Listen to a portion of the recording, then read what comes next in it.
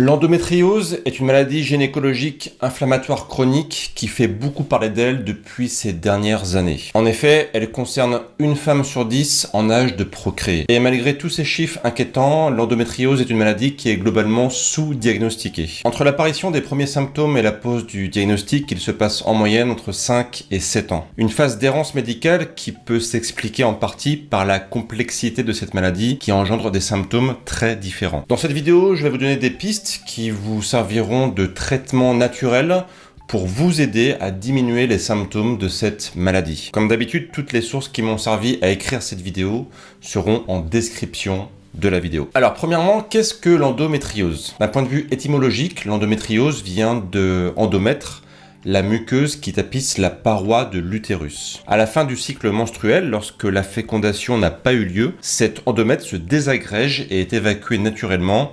Ce sont les règles. L'endométriose, c'est la présence en dehors de la paroi utérine de tissus semblables à la muqueuse utérine. Plusieurs théories existent pour expliquer la présence de ces tissus étrangers, sans qu'aucune n'explique totalement toutes les formes de cette maladie. La principale théorie qui explique l'endométriose est que lors de la menstruation, sous l'effet des contractions utérines, une partie du sang repart dans les trompes pour arriver dans la cavité abdomino-pelvienne. Le gros problème est que ce sang contient des fragments de la muqueuse utérine. Ces fragments, au lieu d'être détruits par le système immunitaire, vont s'implanter puis sous l'effet des stimulations hormonales ultérieures, proliférer sur les organes à proximité tels que le vagin, les ovaires, la vessie ou encore la paroi de l'intestin. Il faut bien comprendre que cela va créer une sorte de nouveau tissu qui va s'adapter dans le nouvel environnement dans lequel il s'est implanté. Dit autrement, il s'agit d'une sorte d'endomètre modifié qui sera différent de l'endomètre que l'on retrouve dans l'utérus. Mais ce tissu a gardé sa capacité à réagir aux hormones, à devenir actif, entre guillemets, lors des règles. D'ailleurs, ceci explique pourquoi il y a une sorte d'accalmie pendant la grossesse ou lors de la ménopause, parce que tout simplement, il n'y a plus de règles. Alors maintenant qu'on a compris l'origine supposée de la maladie, d'où viennent les douleurs très fortes qui peuvent arriver lors des pics de cette maladie. La présence de ce tissu endométrial, qui est donc en dehors de l'endomètre, va activer le système immunitaire, parce qu'en fait ce tissu n'a pas à être là, et l'activation du système immunitaire va à son tour entraîner la réaction inflammatoire. Et ce sont ces réactions inflammatoires qui vont rendre les menstruations particulièrement douloureuses. Les localisations des tissus endométriales peuvent être la cavité pelvienne, la cavité abdominale, et les organes voisins de l'utérus. Mais potentiellement, ces tissus peuvent se retrouver partout, comme les poumons, les reins, sur la surface externe des intestins, etc. Et là, je vous fais une version très simplifiée. En vérité, il n'y a pas une, mais des endométrioses que l'on classe en différentes catégories que je vais vous épargner ici. Voici pourquoi les symptômes peuvent être si différents d'une femme à une autre, et pourquoi c'est si compliqué à diagnostiquer. Et au-delà des symptômes physiques, l'endométriose affecte profondément la vie personnelle, conjugale, professionnelle et sociale des femmes qui en souffrent. En effet, cette maladie a un impact profond sur leur bien-être émotionnel, les relations et globalement la capacité à mener une vie normale. De nombreuses femmes souffrant d'endométriose rapportent des sentiments d'isolement, d'anxiété et de dépression. Et tout ceci n'est pas du tout arrangé par le fait qu'il soit compliqué d'obtenir un diagnostic et un traitement approprié. Et pour encore moins arranger les choses, environ 40% des femmes qui souffrent d'endométriose souffrent aussi d'infertilité. On n'a pas des facteurs de risque très précis, mais des indices indiquent que la maladie pourrait être entre autres d'origine génétique. En effet, le risque de développer une maladie pour une femme est 5 fois plus élevé si sa mère en souffre. Les autres facteurs de risque sont un faible poids de naissance, des menstruations précoces, un faible indice de masse corporelle ou IMC et des cycles menstruels courts, moins de 24 jours. Inversement, l'endométriose semble moins impacter les femmes qui ont les caractéristiques suivantes. Les femmes qui ont eu plusieurs grossesses, des débuts de règles plus tard que l'âge normal, un allaitement prolongé, et les femmes qui font de l'exercice régulièrement, plus de 4 heures par semaine. Alors, quelles sont les solutions pour lutter contre l'endométriose? Aujourd'hui, le traitement classique de l'endométriose vise à gérer les symptômes. Donc cela inclut des anti-inflammatoires non stéroïdiens pour gérer la douleur, comme la maladie est globalement inflammatoire. On a aussi des médicaments pour supprimer l'activité des ovaires. Le principal traitement de l'endométriose consiste ainsi à prendre une contraception qui supprime les règles, ce qui réduit les douleurs et le développement des tissus. Et dans les cas les plus extrêmes, la chirurgie peut être utile pour enlever le tissu endométrial qui est mal placé. Et pour les cas les plus graves, pour les cas vraiment les plus avancés, certains chirurgiens conseillent d'enlever l'utérus ou l'utérus et les ovaires. Alors bien sûr, pour revenir au traitement classique, même s'ils aident beaucoup les femmes, ils ne sont pas dénués d'effets secondaires. Et face à ces limites, de nombreuses femmes se tournent vers des approches complémentaires, notamment des changements dans leur alimentation pour trouver un soulagement. Comme on va le voir, c'est une très bonne idée de changer des choses dans son style de vie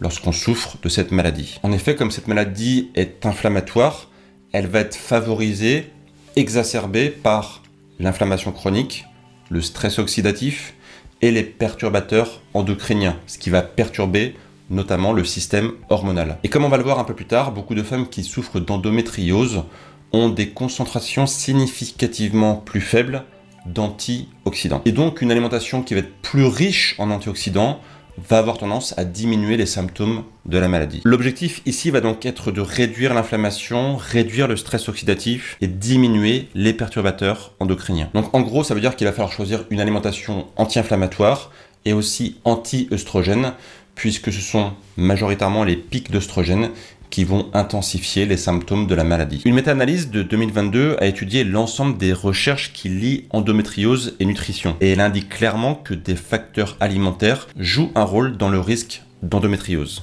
Alors attention, ici encore une fois je me répète, mais l'alimentation va aider à diminuer les symptômes, mais en aucun cas ne pourra malheureusement guérir la maladie aujourd'hui, que ce soit d'un point de vue classique ou par des solutions naturelles. Il n'y a aucune solution pour guérir de la maladie. Aujourd'hui, tout ce qu'on peut faire, ça va être de réduire les symptômes. Donc si on peut le faire avec des solutions naturelles sans effets secondaires, ce sera toujours beaucoup mieux que rien. Partie suivante, les éléments ennemis de l'endométriose. Pour réduire l'inflammation et les interactions hormonales dans le corps, il est donc préférable d'éviter les aliments suivants. D'abord, le gluten. Bien que peu nombreuses, on a quand même quelques études qui pourraient indiquer que la réduction du gluten pourrait aider à diminuer les symptômes de l'endométriose. Pour rappel, on trouve principalement le gluten dans le blé, le seigle et l'orge. Une étude sur 207 femmes souffrant d'endométriose sévère rapporte qu'après 12 mois d'une alimentation sans gluten, 75% ont vu une amélioration des symptômes, notamment une réduction de la douleur. Alors si vous suivez mes vidéos, vous savez que c'est pas totalement une surprise. Le gluten est une molécule qui est globalement inflammatoire avec un spectre d'intensité qui va être très variable d'une personne à l'autre. Certaines personnes peuvent avoir des effets très forts en consommant du gluten, d'autres quasiment rien, mais on remarque que toutes les personnes ont tendance à avoir au moins un peu de réaction avec le gluten. Je ne vais pas rentrer dans le détail ici, mais pour faire très simple, on va dire que le gluten a tendance à impacter une molécule qui s'appelle la zonuline, et cette molécule, elle gère l'ouverture des jonctions serrées, c'est-à-dire la perméabilité de l'intestin. Donc quand on consomme du gluten, cela a tendance à ouvrir les parois de notre intestin, pour simplifier, et donc des molécules peuvent passer à travers la paroi de l'intestin, ce qui va déclencher des réactions inflammatoires. Ainsi, ça peut être une bonne idée de privilégier le riz, si possible basmati, le quinoa, le sarrasin, le tapioca et globalement les farines sans gluten. Deuxième élément pro-inflammatoire, le sucre. Le sucre est un véritable créateur d'inflammation. Attention, ici je parle du sucre ajouté, du saccharose qu'on met dans le café par exemple, et pas du sucre naturel des fruits. En règle générale, le sucre en excès n'est bon pour personne, encore moins dans le cas d'une endométriose. Le gros problème, c'est que quasiment tout le monde consomme trop de sucre. La moyenne nationale en France, c'est 100 grammes de sucre par jour et par habitant, là où normalement on devrait en consommer 2 fois moins, 50 grammes. Donc clairement, beaucoup de gens ont des réactions inflammatoires à cause du sucre. Et en cas de problème inflammatoire, consommer trop de sucre, c'est littéralement mettre de l'huile sur le feu. Si ça vous intéresse, j'ai fait une vidéo il n'y a pas très longtemps sur un challenge 21 jours sans sucre. Si ça vous intéresse, je vous mets la vidéo dans la description de la vidéo. Produit suivant, les produits laitiers. Alors ici, c'est surtout le lait de vache qui est à éviter. On remarque en général que les laits de brebis et de chèvre sont globalement mieux tolérés. Et là, pour le lait, c'est un peu compliqué, il n'y a pas vraiment de consensus.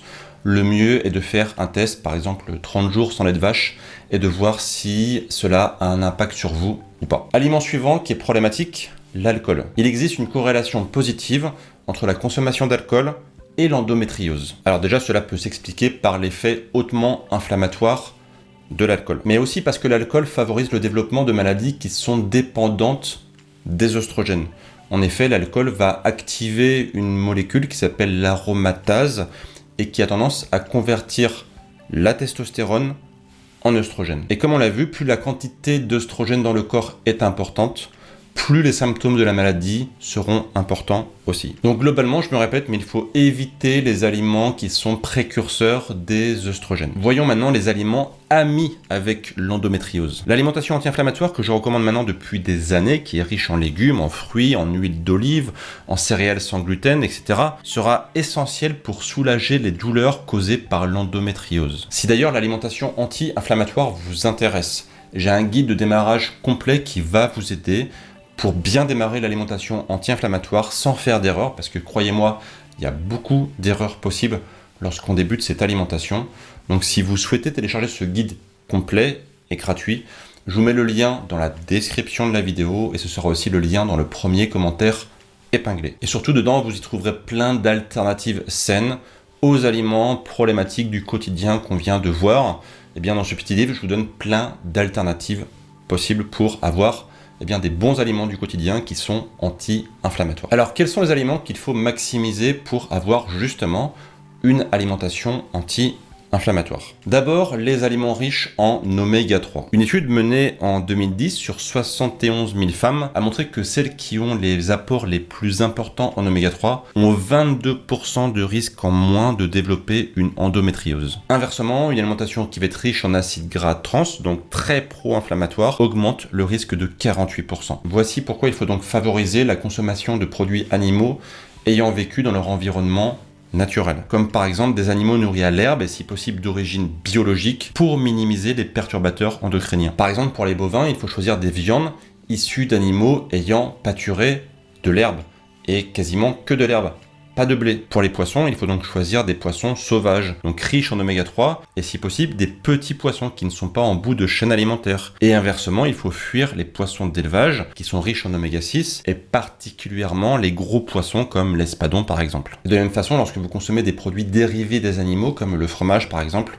l'origine est très importante. Donc si vous choisissez des produits issus d'animaux ayant vécu dans leur environnement naturel, ayant pâturé, ayant consommé de l'herbe, ce sera toujours mieux. Donc les meilleurs aliments qui vont être riches en oméga 3 d'origine animale, ça va être par exemple les sardines, les œufs bleu blanc cœur si possible bio, et le bœuf d'herbe, donc la viande issue d'animaux élevés en pâturage. On va bien sûr aussi avoir les fruits et les légumes, et pour les légumes, si possible, les légumes à feuilles vertes, parce que les légumes à feuilles vertes ont une forte concentration de produits anti-inflammatoires et antioxydants, et si possible biologiques, afin d'éviter les résidus de pesticides associés à des déséquilibres hormonaux. Car oui, on va le voir, les traitements chimiques, pesticides et autres insecticides sont des perturbateurs endocriniens et peuvent donc exacerber les symptômes de l'endométriose. En regroupant les résultats de 2 études impliquant plus de 1000 femmes, des chercheurs ont montré que celles qui consomment le plus de légumes verts et des fruits frais ont un risque plus faible d'endométriose. Et le rôle des fruits a été précisé avec les données de 70 000 femmes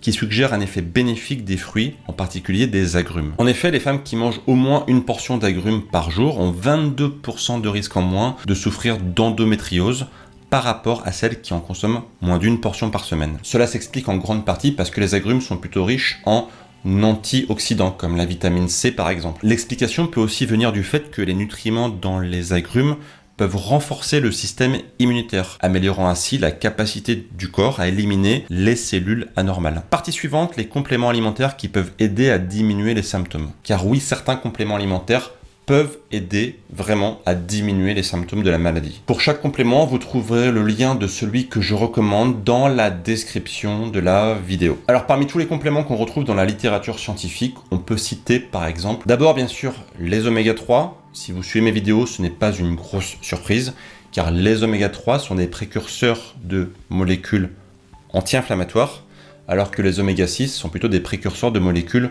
pro-inflammatoire. Donc pour faire simple, les oméga 3 ont tendance à aider à diminuer la douleur. Gros problème, la très grande majorité de la population est carencée en oméga 3. Et très souvent, l'alimentation n'est pas suffisante pour équilibrer la fameuse balance oméga 3, oméga 6, tout simplement parce qu'on consomme beaucoup trop d'oméga 6 par rapport à la faible quantité d'oméga 3 que l'on trouve dans l'alimentation moderne. Et j'explique en détail pourquoi l'alimentation n'est pas suffisante pour équilibrer nos besoins en oméga 3 par rapport aux oméga 6 dans une vidéo très complète que je vous mets encore une fois en description de la vidéo. La supplémentation avec un bon complément d'oméga 3 est donc en général nécessaire pour rééquilibrer la balance oméga 3, oméga 6. Deuxièmement, la N-acétylcystéine. L'acétylcystéine, plus couramment connue sous le nom de N-acétylcystéine ou NAC, est un acide aminé essentiel. La N-acétylcystéine est un dérivé de la cystéine, un acide aminé présent dans de nombreux aliments tels que les œufs, la viande, les produits laitiers et certaines légumineuses. Et la cystéine est essentielle pour la synthèse du glutathion.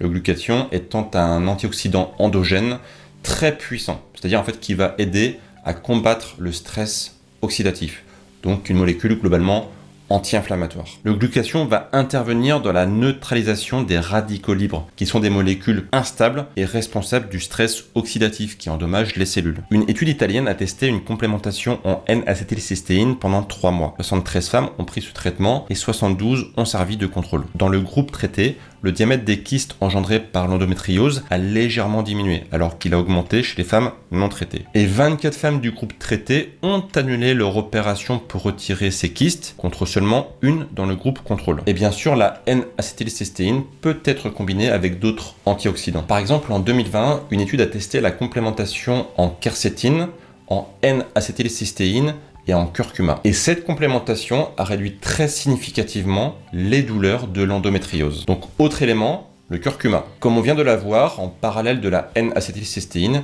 cela fonctionne plutôt bien. Mais à lui seul, le curcuma est aussi un puissant anti-inflammatoire, donc je vous invite à en consommer en bonne quantité dans votre alimentation du quotidien. On a aussi le magnésium, car il peut aider à détendre les muscles et à réduire les crampes menstruelles. Et on a aussi beaucoup de personnes dans la population qui est en carence de magnésium. C'est une carence très connue, donc ça peut être une bonne idée de prendre un complément pour refaire le plein. Autre complément, la vitamine D, car cette vitamine joue un rôle plus qu'important dans le système immunitaire. Et elle va donc aussi aider à réduire l'inflammation. Et là aussi, beaucoup de personnes sont en carence de vitamine D, surtout l'hiver. D'ailleurs, des études montrent bien qu'il existerait une association entre le déficit en vitamine D et l'endométriose. Autres compléments qui peuvent aider, la vitamine C et E. J'en parlais tout à l'heure avec les agrumes, la vitamine C est très importante. Une étude a testé un complément contenant les vitamines C et E sur 59 femmes. Dans les 8 semaines précédant une opération chirurgicale, ces femmes ont pris quotidiennement soit le complément avec 1200 UI de vitamine E et 1000 mg de vitamine C, soit un placebo. Et le complément a permis de réduire la douleur chronique des femmes qui souffraient d'endométriose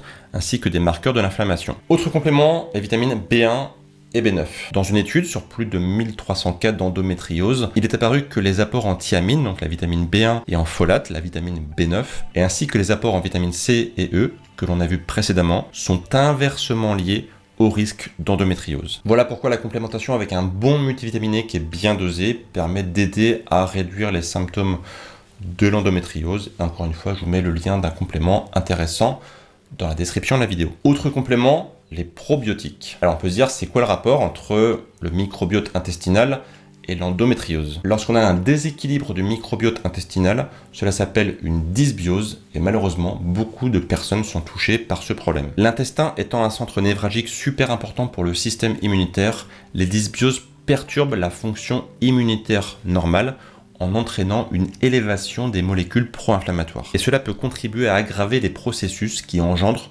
l'endométriose. Une étude a d'ailleurs testé un complément de lactobacille chez 37 femmes souffrant d'endométriose. Pendant 8 semaines, elles ont pris chaque jour soit le probiotique, soit un placebo. Et résultat, le probiotique permettait une réduction plus importante de la douleur des règles. Autre complément, les compléments d'ail. L'ail contient des composés qui sont antiprolifératifs, antioxydants et anti-inflammatoire. Une étude parue en 2021 a testé l'effet de compléments d'ail sur 60 femmes souffrant d'endométriose. La moitié d'entre elles a pris des compléments contenant 400 mg de poudre d'ail par jour et les autres ont eu un placebo. Les femmes ont évalué leur douleur pendant 3 mois. La douleur a diminué dans le groupe d'intervention et augmenté dans le groupe contrôle. L'extrait d'ail a globalement réduit les douleurs au pelvis et au dos pendant les règles. Autre point très important, attention aux perturbateurs endocriniens. Globalement, l'exposition aux perturbateurs endocriniens augmente le risque d'endométriose. Ainsi, une étude a montré que les femmes les plus exposées aux pesticides